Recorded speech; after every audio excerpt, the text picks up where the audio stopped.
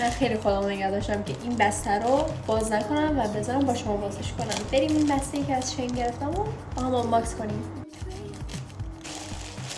اوکی، اینم از بچه هم. یکی از دلیلی که اینا رو گرفتم به خاطر این کورسته بود، چون خیلی وقت بود گرفته بودمش و هیچ چیزی نداشتم که باش ست کنم. اولین چیزی که میخوام باز کنم این دامنه که عکسش رو میذارم اینجا و امیدوارم مثل عکس باشه دیگه. خیلی گوگولیه، خیلی نازه، خیلی دوستش دارم.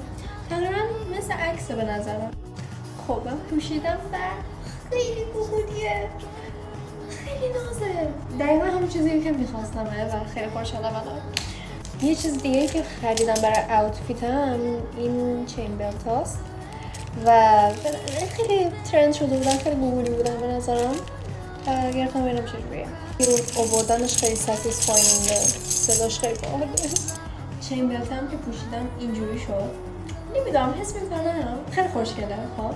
ولی حس کنم مثلا این نقره‌ای بود شاید باحال‌تر میشد به خاطر این دکمه ها.